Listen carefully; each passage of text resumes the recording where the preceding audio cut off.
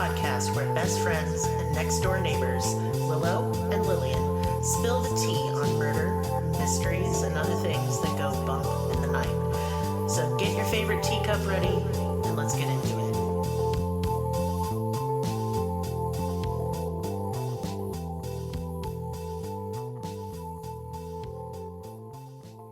Welcome to Cruelty Podcast. This is Lillian, and with me is Willow. Hello. Hi. Hi. Yeah, this you guys already saw the title of this episode. You know this one's a rough one, so... And not only that, it's been hotter than hell. That's true. It's been gross. That's true. It has been frying pan. We have both been so It's poor. been frying pan hot. And, yeah. You know what? I just want an extra $10. I want to buy some wine spritzers and put fruit in it. I've been craving it so bad. And, you know, I'm not much of a drinker, but, like, I want a big hat, and I want big sunglasses, and I want to sit on the deck with a wine spritzer. I just want a swimming pool. That's I would all. love a swimming pool, but you're thinking too big. I'm just thinking, what $10 thing would make me feel better? And it's a wine spritzer on That my would deck. hurt my tummy. It probably would hurt my tummy because I'm old and worthless. All right, moving along. It's still Medical Murders Month, and with that, trigger warnings abound. Take it away, Willow. All of the trigger warnings on this episode. I have to talk about these types of procedures, so just know that if you are one of those people that feel things as they're being described, this sensitive might not to be medical the episode. procedures, yes. Yeah, medical maltreatment, mental illness. Also, I'm going to be talking about electroshock therapy. So for anybody who's sensitive to that, I know that there's a lot of people still alive and around and young today who have had to undergo electroshock I know therapy. someone. Same, yeah, that's what I was saying. Like, And it's still not that long ago. And it's still something they use, and in the right conditions, I know that it can be helpful, supposedly. Yeah, I have no idea. Yeah, that but part.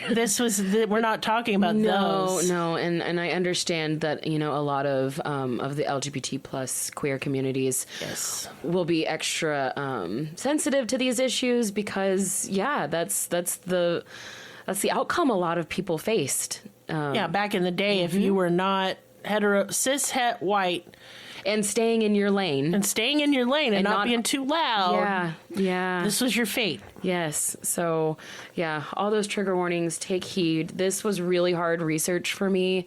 Just because, you know, I am sensitive too, and the description of these lobotomies, man, it's like I had like a headache the entire week of research. Yeah, I've pulled up the puppies in the kitchens. Thank you, Pinterest. Yeah. So here we go with Dr. Walter Freeman. Actually, Dr. Walter Freeman II. He was born in Philadelphia in 1895.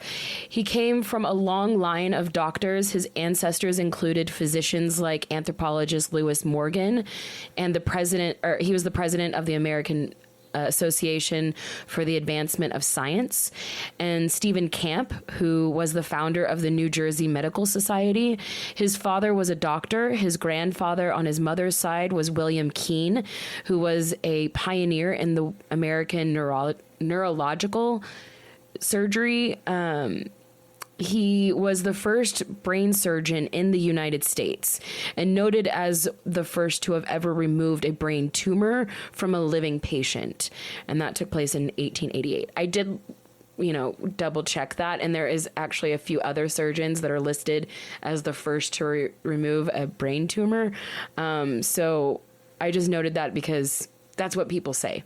It's kind of hard to say exactly who did it when, but he is most known for that. And he'd perform these brain surgeries to large crowds of people, of doctors and students and spectators alike. He was considered a showman as well as a surgeon. They had what a lot of people don't realize is they have things called medical theaters. Yes, and I was about to say that. Yes, no, you're right. And they still use them today. That is still a thing we use today because nothing helps you learn better than seeing it done. Right, and a lot of times just the surgical room that you perform surgeries in is also called a medical theater, like just, you know, by what it's the called. holdback from the old-timey times. Yeah. But his grandfather had this really great personality with a lot of energy, and he was just really known for his showmanship. At one point, he was the president of the American Medicine Association. He served as a surgeon general in the Civil War and was the medical consultant for Presidents Grover Cleveland and Franklin Roosevelt. He was also assisted a surgeon named Joseph Bryant in removing the U.S. President Grover Cleveland's upper jaw in 1893 for a malignant tumor. Oh, wow. I didn't know that shit. The stress? Can you imagine the stress of removing a president's jaw? And they did it in complete secrecy on a yacht in the Long Island Sound. Well, so that made nobody it knew about this. So what would happen if he fucked up? Probably off with his head, or he'd just be thrown out into the Sound. But unlike the surgeries that his grandchild would perform, he actually, all of his surgeries were a complete success. So he went on to, have notoriety and fame for this.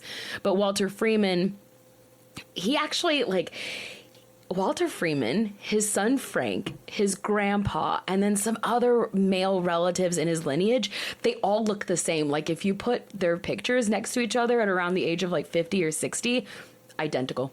All of them. It was really bizarre looking them up because they lived anywhere from the early to mid 1800s, and then his son is, I believe, still alive today.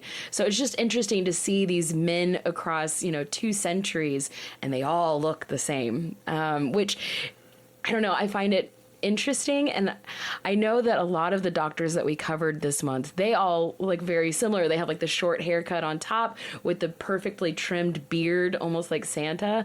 I don't know, it's just kind of a doctor vibe, but Walter Freeman definitely had that. And because he was so much like his predecessors, it was almost like he didn't really have much of a choice in life. He was going to become a doctor. And I really do feel like he was almost using his grandfather's and father's platforms before him to kind of jump off from. He didn't start from the bottom. He started from where they left off. Yep. If that makes sense. It's that boys club shit. Right. Yeah, and he was just, he believed that he was determined. He was destined for greatness, and he was determined to do that. He kind of had tunnel vision, and he wouldn't stop until he succeeded. And just like the men in his lineage, he went to an Ivy League school. He attended Yale University for his undergrad studies from 1912 to 1916, during which time he created quite the stir because he took a photograph during the meeting of the Scroll and Key, which is a secret society of Yale. And he took this photograph, which was, definitely not allowed to, he was not allowed to do that. And he took the photograph and published it in the New York Times. And everyone was so pissed off. I looked everywhere. I tried to find the New York Times article that this photo was submitted for. Could not find it. I'm assuming, they probably got rid of it somehow. But yeah, everyone was really pissed off. Everyone was talking about him. But he wasn't reprimanded. So he didn't give a shit. And he kind of gave him a little bit of an ego boost, of an untouchable type of appeal. I can literally do whatever I want and do it publicly and not have any, reprimand for it. After Yale, he went to medical school at the University of Pennsylvania. Here he completed his neurology, it's really hard to say, neurology internship and residency at the University Hospital in Philadelphia. He got to work alongside 2 of his heroes in neurology, Dr. William Spiller and neurosurgeon Dr. Charles Fraser, which seemed really fitting to him given his esteemed genetic background. He expected to work with the best, and he did. And it's likely it gave him even more arrogance on top of the whole Yale experience that he had. Now, during med school, it was said that he was assigned a patient who had a metal ring wrapped around his penis. Walter Freeman, you're not going to like where I go with this. No. Walter Freeman removed this metal ring with some forceps, and then he kept it. The patient asked for the ring dick back. Ring. Gotta have that old dick ring, you know, good luck charm. The patient asked for it back, and he said, no, like, I can't give this to you. It's, it has to go into medical records as a surgical specimen. But instead, he kept it as an heirloom. He took it home, he repaired it, he polished it up, he engraved it with his family crest, and he wore it on a chain around his neck his entire career. Gotta have that dick ring. What the fuck? I just don't know. So I just feel like not enough people have a lot of questions on this part of his story, and I really do. I have a lot of questions about why. I don't mind the emphasis being on this because I got some questions. Number one, why was it on there in the first place? What kind of ring? Like, I didn't want to ask that. Ring finger ring? I don't know. I'm not going to shame nobody's genitals but son. Yeah. And then we keep it. Yeah. And then as a trophy. We're like, look at this. As a family and heirloom. then somebody, can you imagine being at like a proper like outing? And this is in the old timey times. And like people didn't know what it was originally from, but a lot of people noted that he wore that all the time. Yeah, but can you imagine me like, you know what? I really love your little necklace there. It's really and you're cool. like you're fondling it. Yeah, so you're like playing with it, turning it over in your hands, and you're like, oh, and your family. Where did you? Of a dick. Where did you get this? Well, it's my dick ring, and you're like, good. I'm good. What would possess you? If it's been on a genital. It's done for me. Pourquoi indeed. Mm-hmm. And the answer is, what? Dick ring. No, I don't know. He never gave any answers for this. Now, apparently, what people say, and I don't think this could possibly be true, given the amount of patients that he worked on, but it's said that he would take memorabilia from each patient that he treated for a lobotomy and keep it as like a souvenir.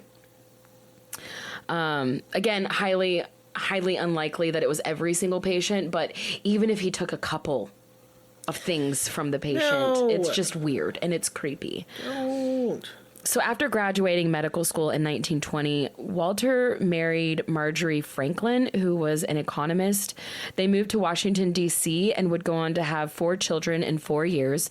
Just like the other doctors that we covered this month, he remained very normal looking on paper, having the family, the house, the children, doctor status and all of that. But honestly, he paid very little attention to his family, and he obsessed over his work instead. Walter Freeman tried to get a job teaching alongside his great idols at the University of Pennsylvania for medicine, but he was rejected. So his grandfather, William Keene, pulled some strings and got him a job as the director of laboratories at St. Elizabeth's Hospital in Washington, D.C. At only 28 years old, he was the youngest laboratory director in St. Elizabeth's history. Actually, at first, he wasn't really happy about this job at all.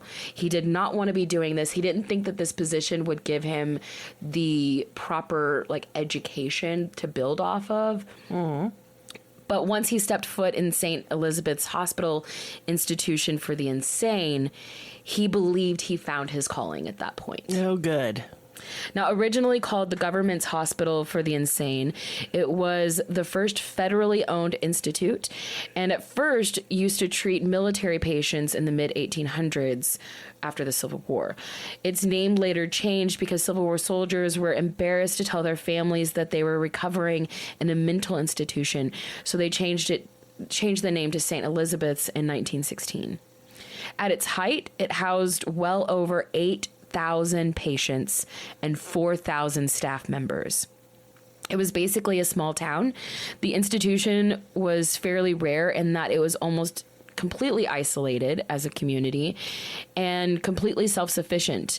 In its early days, this huge establishment had a large amount of land behind the farming, or behind it for farming, both with large animals and, quarter housing for those animals, as well as gardens and greenhouses, as well as 2 springs, which fed the building all of the water and everything that it needed. So, yeah, completely self-sufficient. And I know that the whole self-sufficiency thing for like asylums back then was like a huge deal for some fucking reason. It was. Because they had the staff had their hands so full that the patients that were able-bodied were able then to work the fields, work the gardens, work and with the kitchens, all that shit. Like that. So that way they didn't have to pay those staff members. So that whole working together as like a self-contained establishment, that was really common because it is part of therapy. That's fair. To work in a garden, an occupational together. therapy. Yeah. It did allow patients to get out faster and get, into the workforce. But as far as this one having 2 springs on it that fed the water that wasn't on like city water, that was a really big deal as far as this particular place. But not to make it sound like rainbows and sunshine, because it's obviously not. To the patients here, this place was hell. To the ones, that were able to work and with the gardens, and they also made shoes and tailored dresses. The people that could work had it a lot easier, but the people that required more treatment, it was basically like American Horror Story Asylum, if you want to bring it up to date and kind of view it through that lens. The book One Flew Over the Cuckoo's Nest by Ken Kesey directly relates what it's like to be in these asylums. Over its 150-year span as a working facility, 125,000 patients were treated here. Thousands of patients were buried in unmarked graves across the campus. Records of deceased patients have long since been lost. There's also an on-site incinerator that many people think that these people were cremated as well. Over 15,000 known autopsies were performed between 1884 and 1982. A collection of over 1,400 brains preserved in formaldehyde, 5,000 photographs of brains, and over 100,000 slides of brain tissue was recovered from the hospital and sent to a museum in 1986. You could basically be admitted to St. Elizabeth's for anything from malcontent, anxiety, political opposition. So say you didn't like the way that your husband voted, or you didn't like the political parties that your husband was part of, you could go to an insane asylum just for that. As well as, schizophrenia, Tourette's, epilepsy, and as well as being autistic. Just being maladjusted, too. Right. Or just not wanting to fit into society. Also, of course, being gay or trans.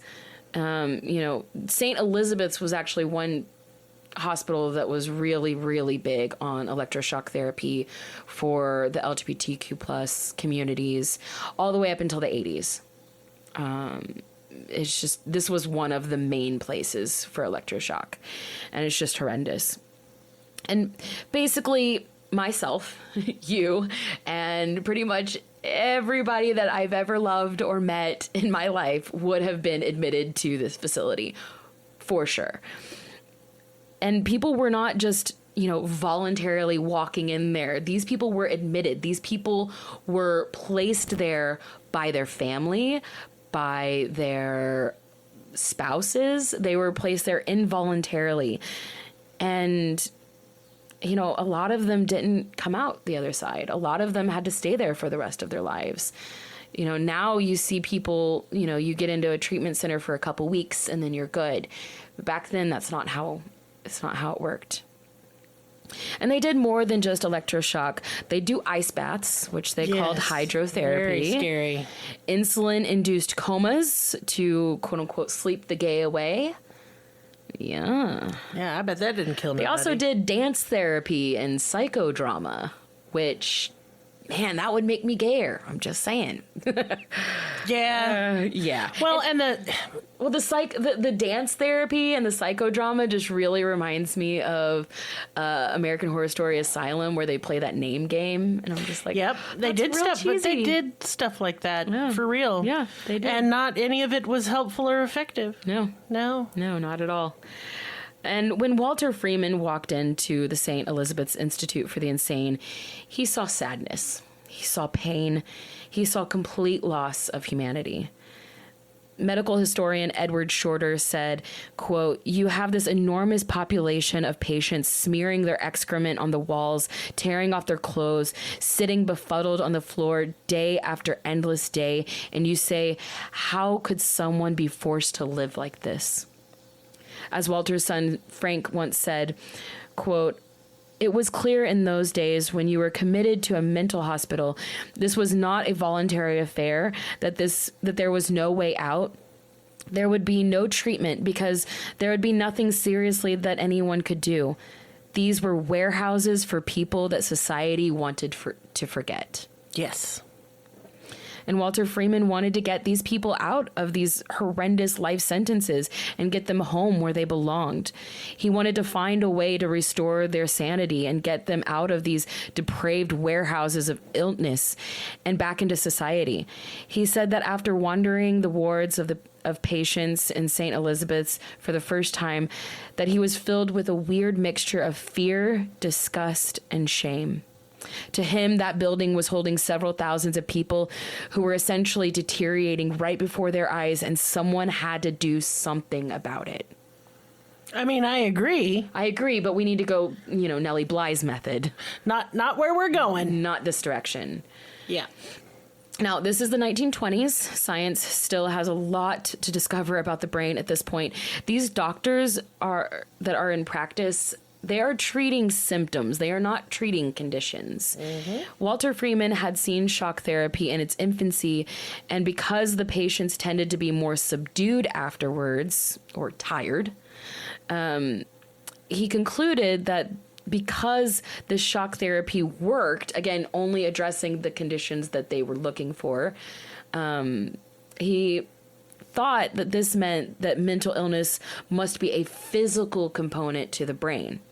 He began spending long nights in the basement of the morgue at St. Elizabeth's, photographing and measuring, dissecting and drilling and sawing and dismembering parts of the deceased patients' brains, searching and searching for some sort of physical sign of disease. He studied their brain, nervous system, their general physical makeup, their blood. He took tox screens. He basically did everything that he could and couldn't find a single abnormality amongst them. It's as if this man never slept, because while he was doing this, he was working at St. Elizabeth's as well. He also worked at Georgetown University and George Washington University. He hosted autopsy parties for his students, which many times required an audience participation. It's so morbid. I mean, I know that if I were studying it, this would be really cool for me, but looking back on what he becomes, it's really creepy. Yeah.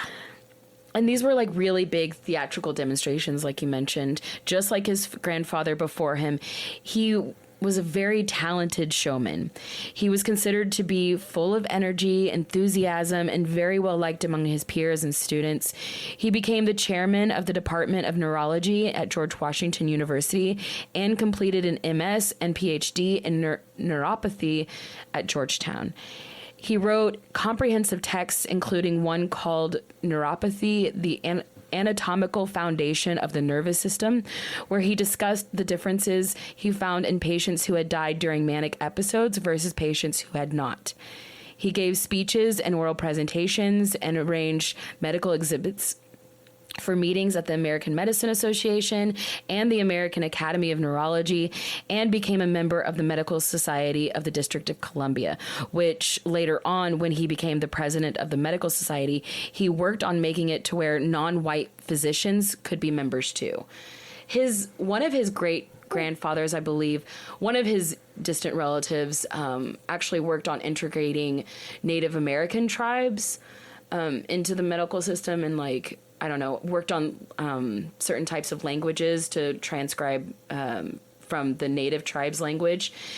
So I don't know. I kind of saw that little mirror there between him and his ancestor there, trying to integrate and not have all of this medical society be just white as hell.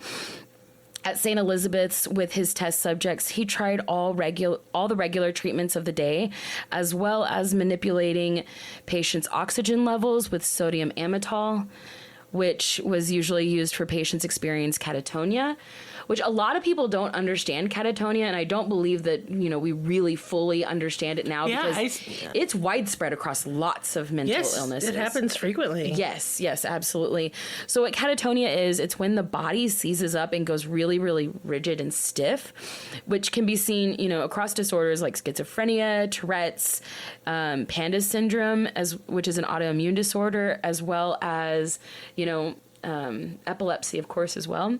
Yep. Mm-hmm. I have actually gone catatonic once in my life. It's scary. It was for a little less than a week. And I mean, I say it's scary like I've experienced it. I have virtually no memory. I follow a lot of people with different types of mental illnesses just so I can stay up to date on what it's like for them. And I have seen a lot of people in catatonia, and it looks terrifying. I can't imagine. I just have barely any memory of it, thank goodness. I can't imagine what it would be like for them back then. Yeah, for real. Not knowing what's going on with them either, because a lot of these diseases weren't even known about. But yeah, he also performed cisternal taps, which is a procedure in which a needle is placed below the occipital bone at the back of the skull to remove fluid. He was notorious around the hospital for working long hours and obsessing over inventing new procedures in hopes of curing mental illnesses. They all thought he was like super intelligent, but also like super kooky at the same time. He wanted everything to be faster. He wanted people to be cured faster, and he wanted to streamline each procedure so that way he could work on, people quicker. And so this cisternal tap, he created his own tap and he called it the Jiffy tap, meaning that he could do it quicker. Doesn't sound good. No, it's not. It was very dangerous, and most of the doctors who saw him perform this were like, no, we can't do that. But he really didn't care about any severe injuries that it could cause. The failed experiments were just casualties in the process of finding a cure to him. He had a hospital full of thousands and thousands of test subjects. If a few of them died and a few of them could possibly be cured, he'd consider that a success. By 1935, it had been over a decade, and he still didn't know what he was looking for exactly. Hundreds and hundreds of autopsies concluded that all brains pretty much look the same. Whether they died old, young, in manic state, paralysis, or healthy and normal, he thought that perhaps mental illness, because he couldn't find any physical deformities, possibly was actually something deep hidden inside the brain, inside the neural pathways of the brain, which we didn't have a way of seeing at this point. So he was kind of onto something, but he wasn't in the right day and age. He didn't have the right technology to really go in the direction that he was trying to go in. Just as he was about to give up completely, he randomly picked up a monograph of Portuguese neurologist named Egas Moniz. For some light reading, he just casually picked up this book.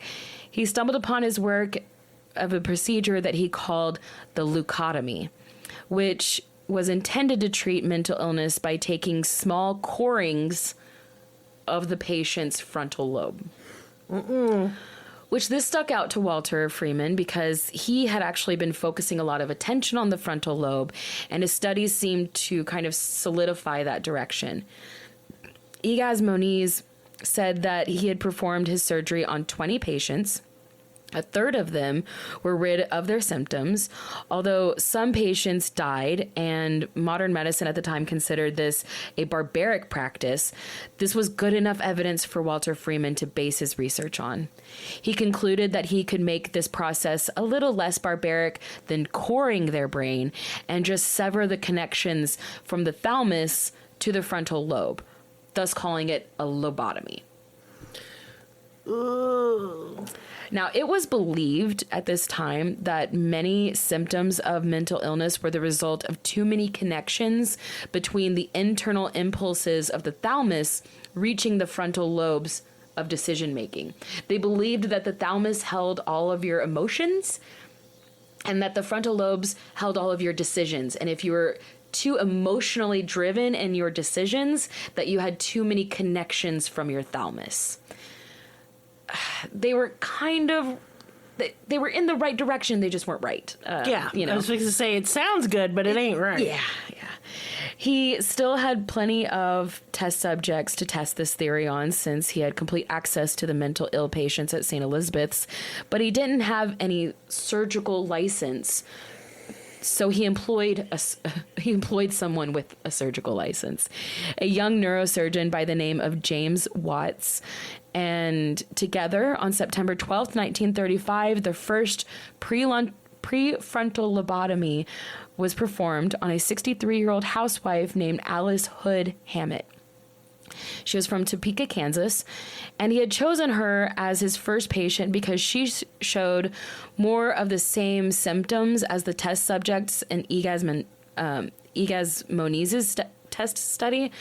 He basically looked at all the ones from his test study and was like, okay, which ones worked, basically, and then he tried to find somebody that fit that role, basically.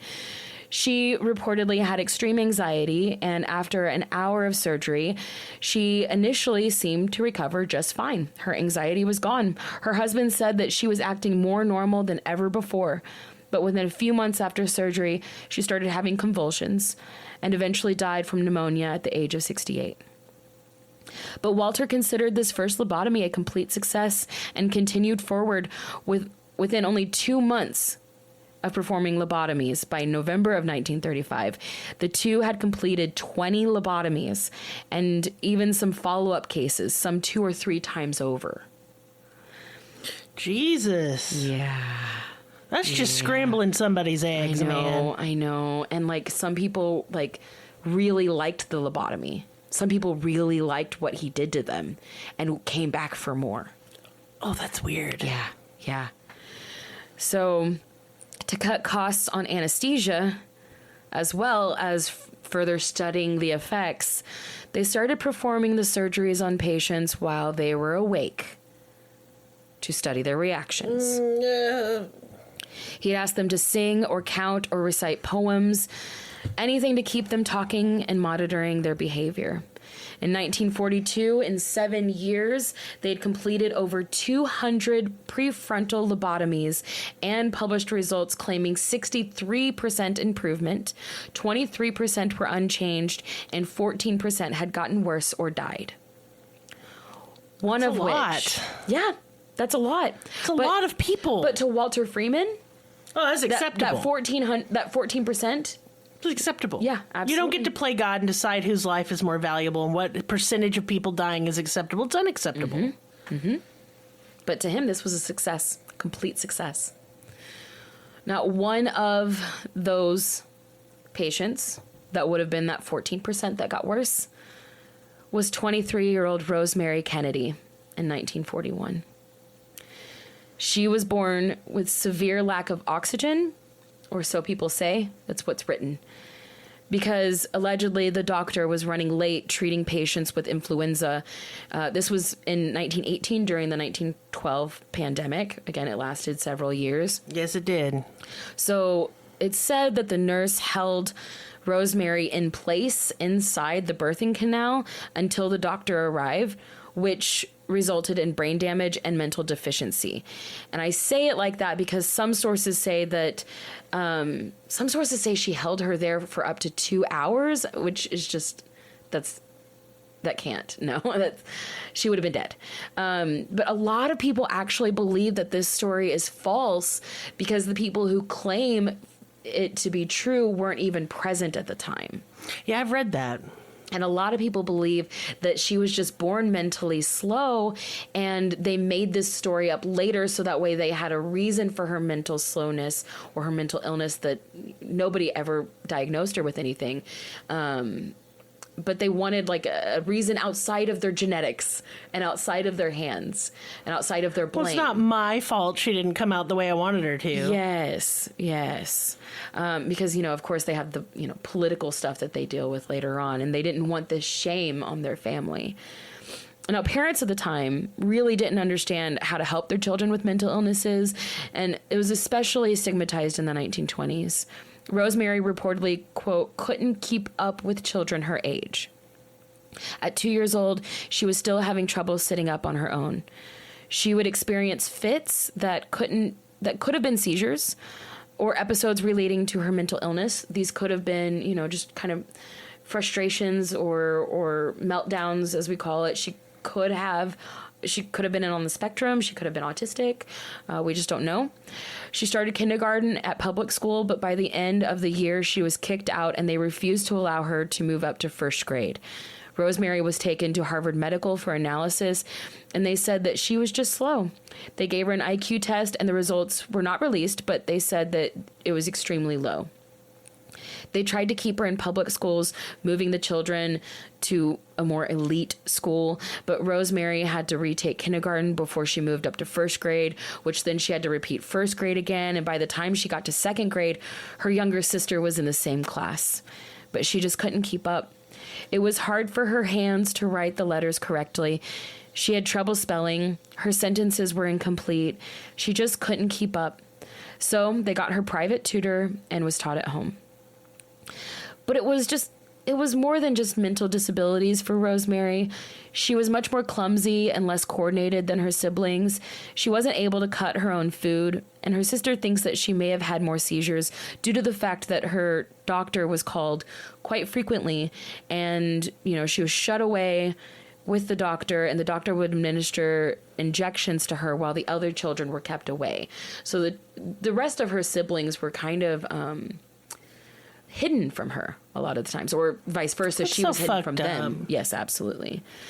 People in these times were scared of others to know if their loved ones were mentally ill, because it was so stigmatized that people could be fired, they could be shunned out of office, which is what Joe Kennedy was afraid of for his sons that she was grooming to become politicians.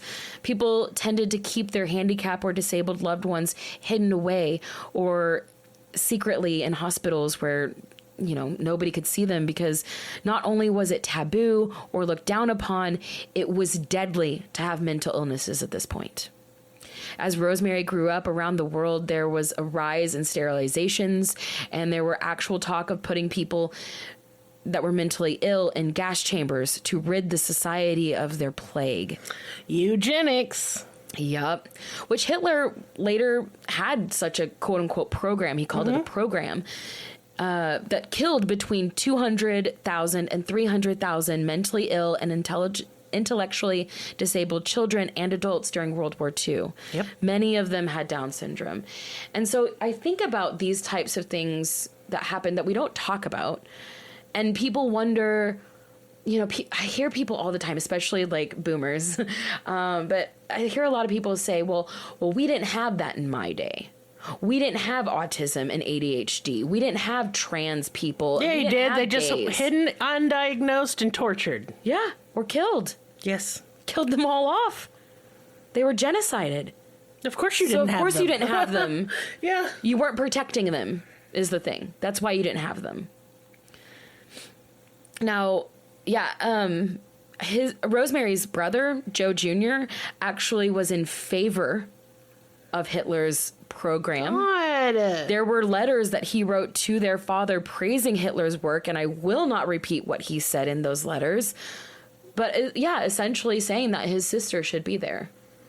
My God. As she grew up and grew into a young lady, she seemed to have a more promising future than they had expected. Her mother, Rose Kennedy, later said that her daughter was, quote, an affectionate, warmly responsive, and loving girl. She was so willing to try her best, so appreciative of attention and compliments, and so hopeful of deserving them. Which gives me chills. It makes me just kind of want to break down so crying. Sad. Because that was really the main part of her personality. She wanted approval from her family, specifically her father. That's so pitiful. She'd write him letters with her childish handwriting, describing her outfits and what she did that day. Her handwriting and mannerisms and her intellectual accomplishments like reading and writing and general understanding of the world around her didn't reach much further than the 3rd grade, or about 10 years old. Even well into her 20s, she seemed very childlike and playful, yet stubborn.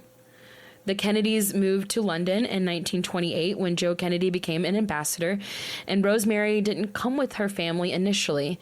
They told everyone that she was just at the hospital for a checkup before moving there, but she was there for weeks. It was thought that she was probably being treated for anxiety about the trip, across the ocean. They probably had to sedate her to get her over there. But when she did make it, the entire family was presented before British court, and to them, Rosemary seemed like a promising debutante. Very classy and elegant with a bright smile and the whole world ahead of her. The Kennedys lived in England until 1940 when the Nazis stormed Paris, and during their time in England, Rosemary had been going to a convent that had just adopted the new teachings of Italian physician Maria Montessori.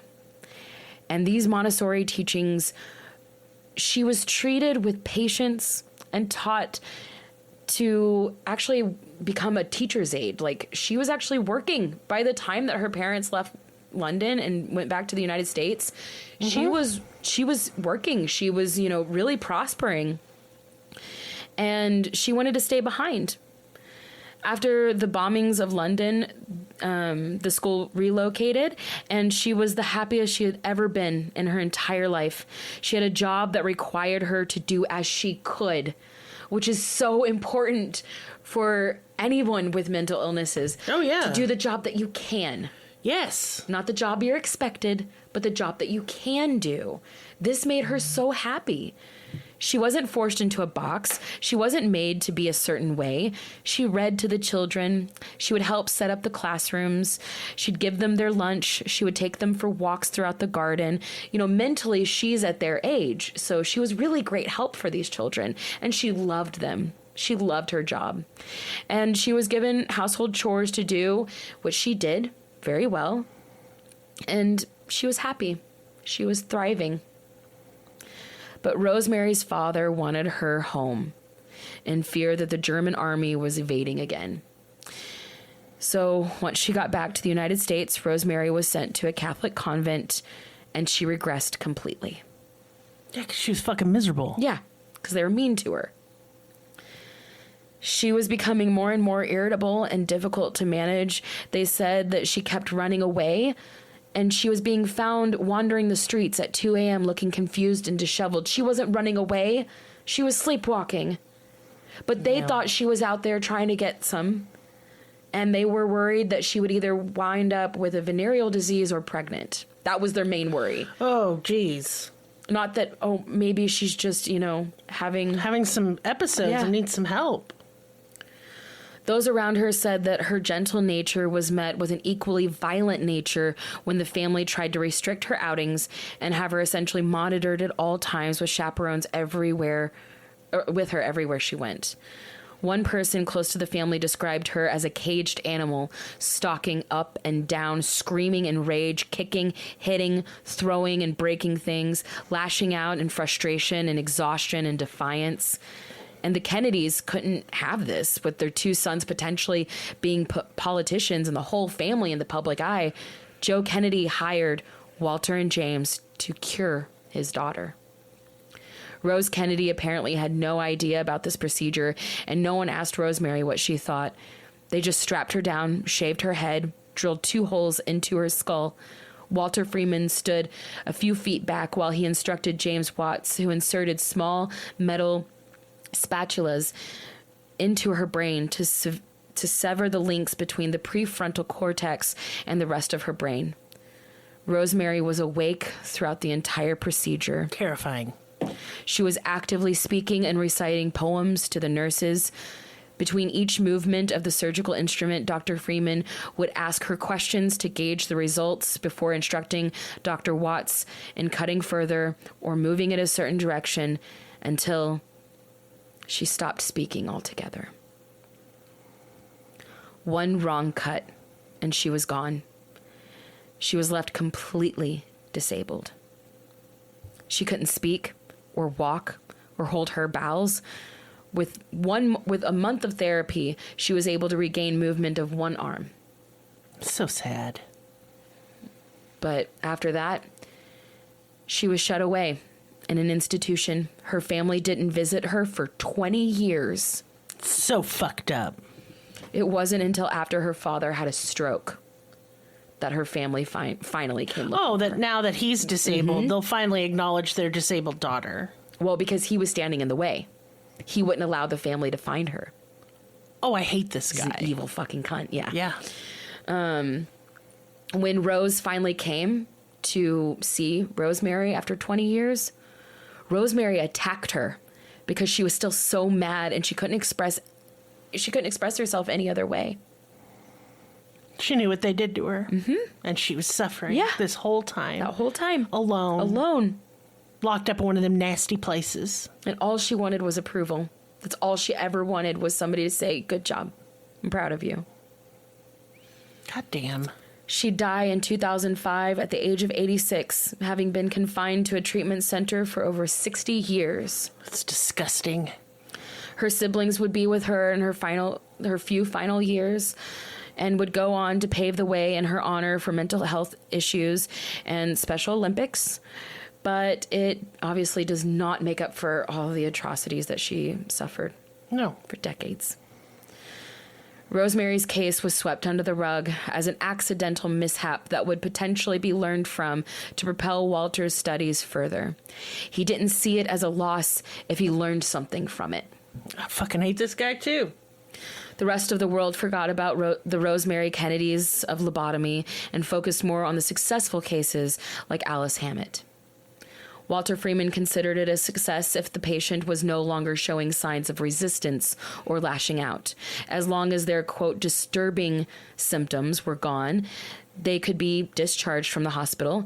He deemed it a success, even when they were no longer themselves, or like many required extensive at-home care afterwards and had to be retaught how to do basic motor skills like walking, eating, and using the toilet. Many had problems with overeating because they couldn't stop themselves. Most of them resorted to childlike behaviors, no longer depressed or violent, but instead meek and silly and innocent. He later even said that lobotomized people make great house pets. I'm sorry, that made me so mad I almost started busting out crying. Ooh. And it just angers me so much. I remember so I had a slight fascination with this particular topic. I remember reading that and it made me very sick. It just made me sick to my stomach. Yeah. Because special needs people, they're not fucking pets. I mean, no, but ever since I can remember, since the dawn of my memory, I've always been drawn to people with special needs because people have always been so mean to them, and I wanted to protect them at all cost. I remember I used to shield them walking down the hallways at school because people would throw things at them and make fun of them and mimic them.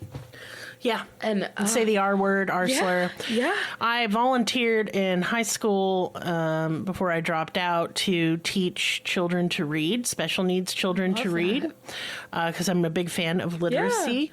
Yeah. And I will tell you, some of the sweetest kids, most genuine people, just darlings, and they were very genuine. And I don't like extolling special needs people's virtues to make them, because people think they're more magical, disabled person. I don't like that shit either. Yes. But my experience was really positive, and I encourage you, if you've never worked with the disabled, to please do so. Yep. Please volunteer if you can. Libraries have really great literacy programs is one. You can be a big brother or sister. Just see, because I think a lot of discrimination is merely fear of the unknown, and that could be erased with hanging out with some disabled folks. Well, and especially back then, they really wanted to think that anybody that had any signs or symptoms of mental disabilities was the devil. Yep. They had the demons in them. That shit still happens with epilepsy. Especially with epilepsy and Tourette's. Mm-hmm. And it's just so fucking sad. But everybody thought that Walter Freeman was a god. They really did. They thought he was doing some miracles.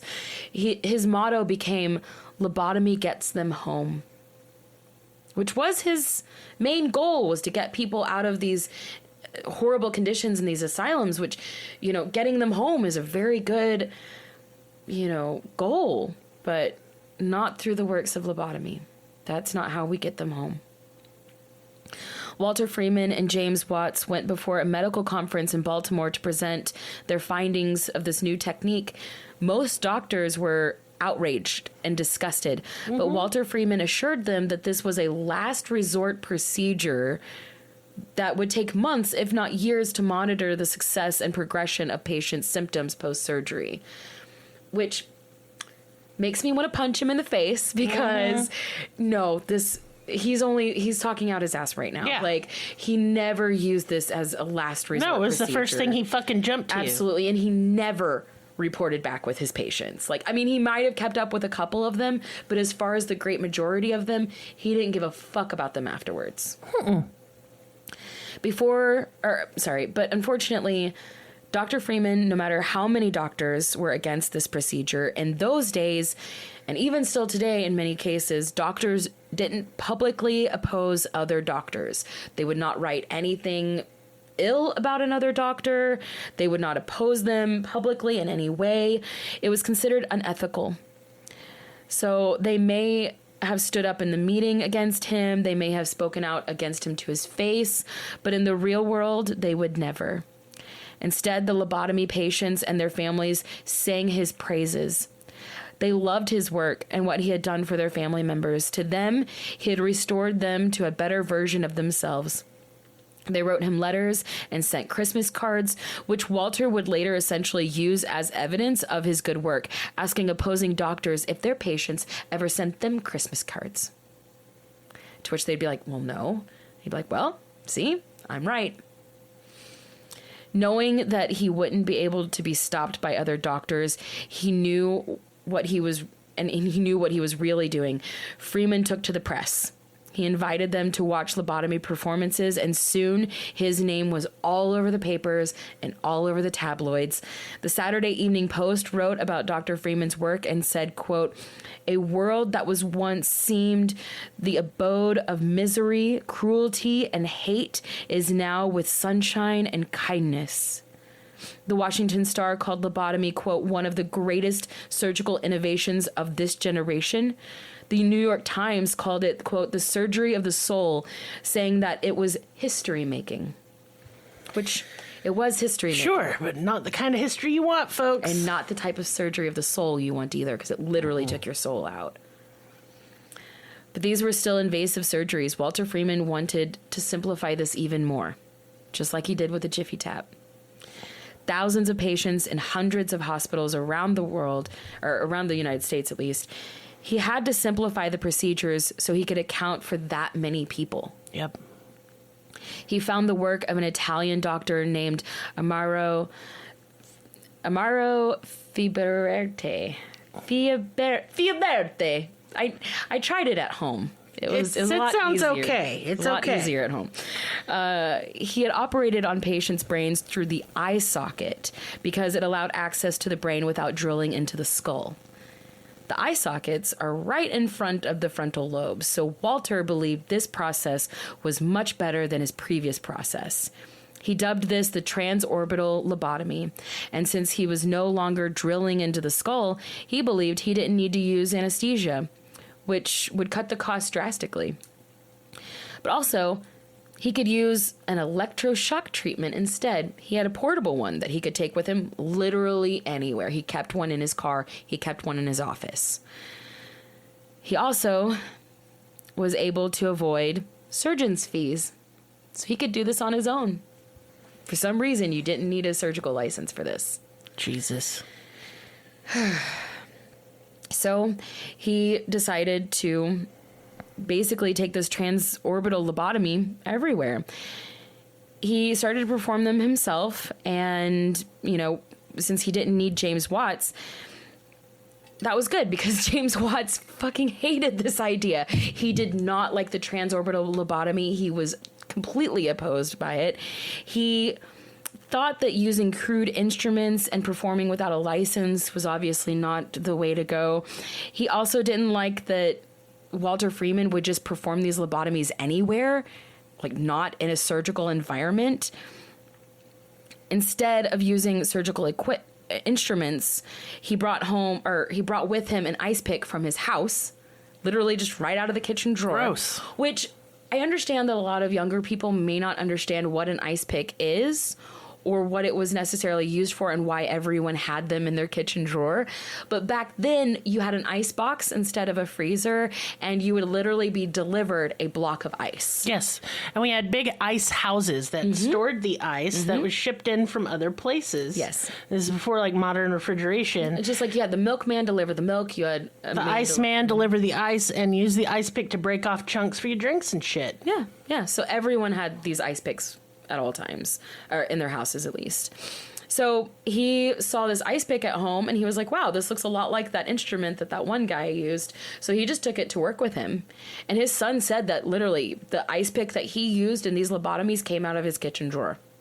It's fucked. Yeah. So yeah, it was just so simple that Walter Freeman was able to just perform them at will. His first ice pick lobotomy was on 29-year-old housewife Sally Ellen Ionesco, which she went by Ellen, in January of 1946.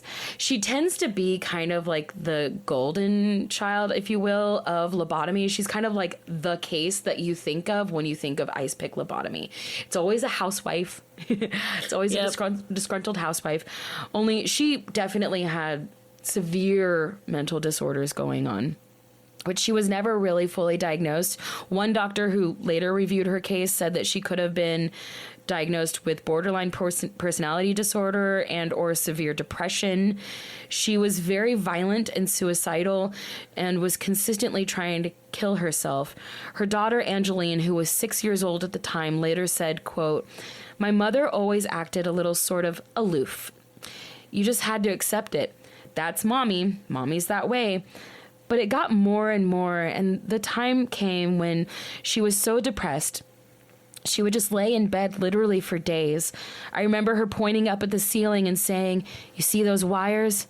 That's what they torture me with." And of course there were no wires hanging above her. Her daughter went on to say that then she started getting more and more violent and aggressive, and one day she tried to smother me. And finally we took her to see Dr. Freeman. Dr. Freeman's notes on Ellen Ionesco read, quote, "Examined Ellen I this morning. She has suicidal ideas. She became more and more noisy, shouting, 'I'm so tired. I'm so tired.' I decided she was quite inaccessible and would require immediate treatment." Jesus. I hate the way he talks. But I'm sure that's how everybody talked back then.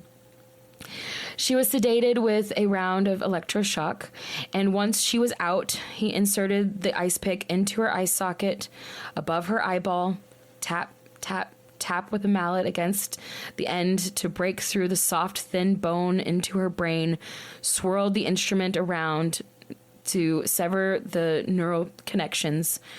Her daughter Angeline said, quote, "I had no idea what was going on behind that door, but she changed so radically for the better. Once he had seen her, she never mentioned suicide again." So, of course, Walter saw this as a major breakthrough and boasted about his work. But James Watts couldn't take it. He was completely beside himself when he entered his office one day to find Walter Freeman standing over an unconscious patient with not one, but two ice picks sticking out of each of their eye sockets. God. Walter took one look at his friend James as he entered the room and asked him to take a picture for documentation. To James, this was the final straw. He was like, "What the fuck, in my office?" So James just stormed out and never spoke to Walter again. Damn. But Walter didn't care. He didn't need James. Not He anymore. could do this on his own. Yep.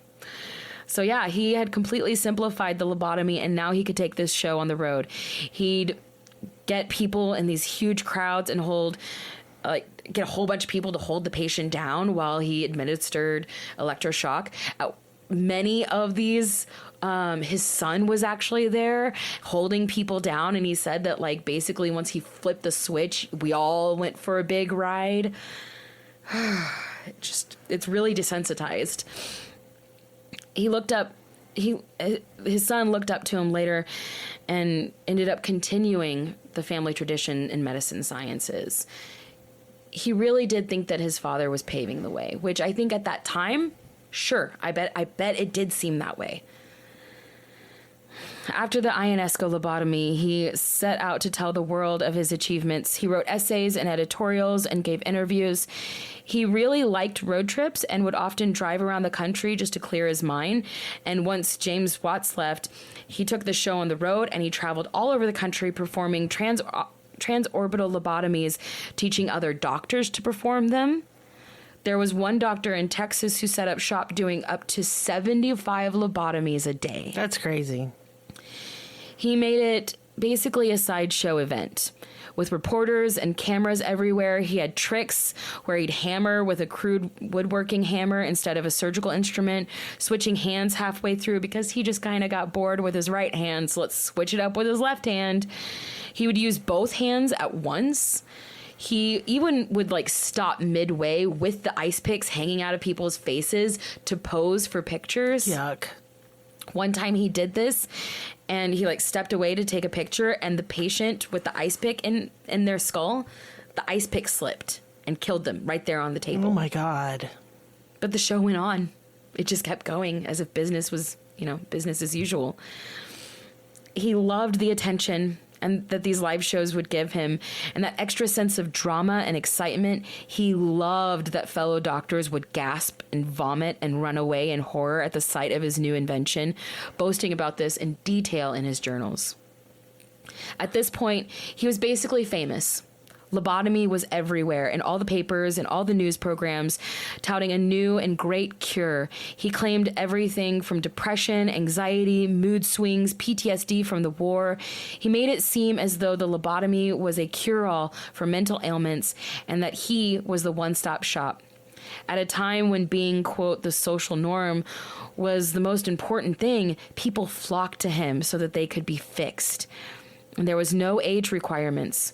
He would even use them as preventative measures in case that person could potentially cause problems. God. As he put it, to keep them out of the asylum before they were committed. He was known to have given a lobotomy to a 6-year-old child who just wasn't getting along with their stepmother.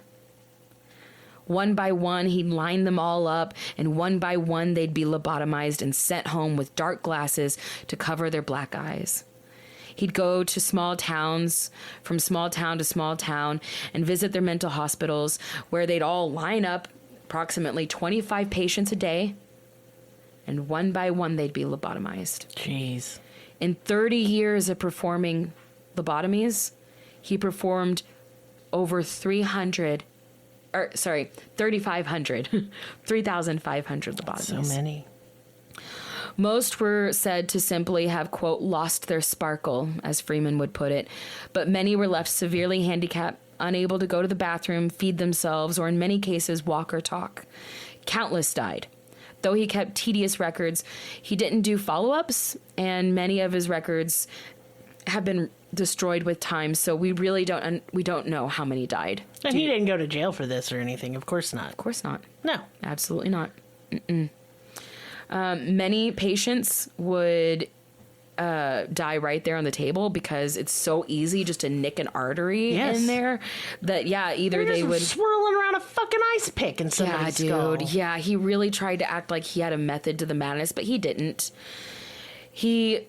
never saw any legal repercussions for his actions. No charges were ever filed. No lawsuits. Nothing. That's shocking, but not... I mean, it is and isn't. One by one, the hospitals would kind of not allow him to operate there, but... And he was outcasted from the medical world, but that was basically all that he saw.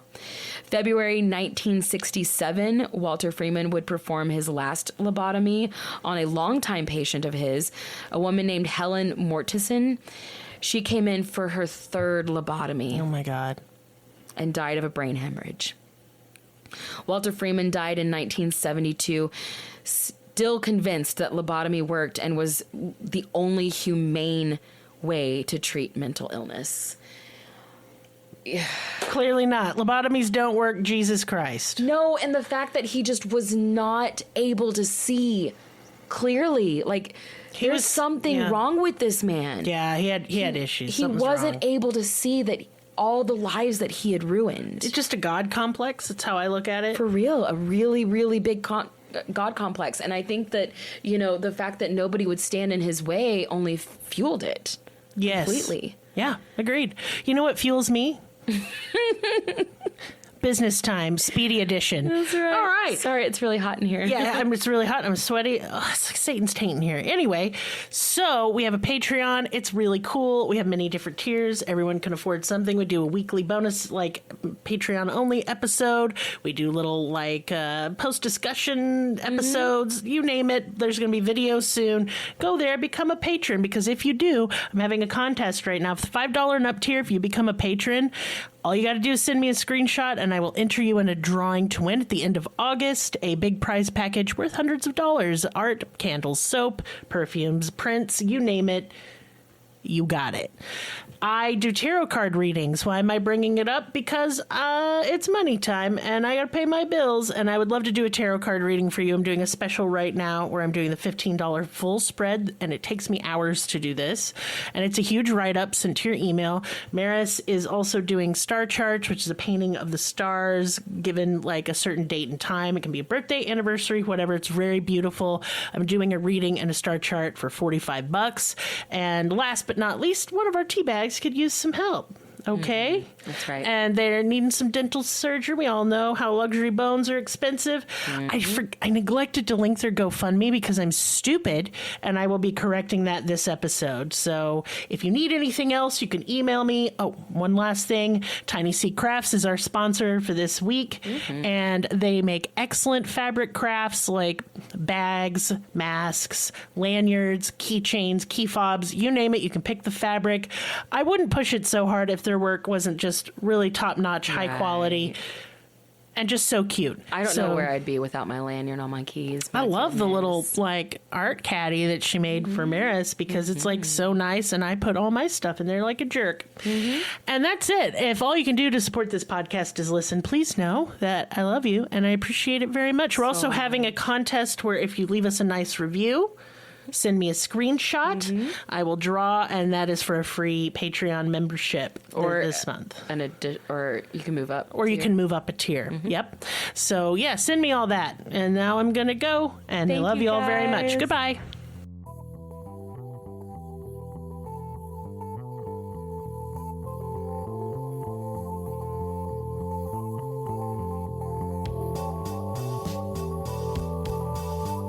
Us on your social media platform of choice. Linktree/Cruelty has all of the links. Check out our Patreon for exclusive episodes, merch, ad-free episodes, live ghost hunts, and much more. Please be sure to subscribe. New episodes are uploaded weekly. Thank you so much. See you next time. Music and production by Libby.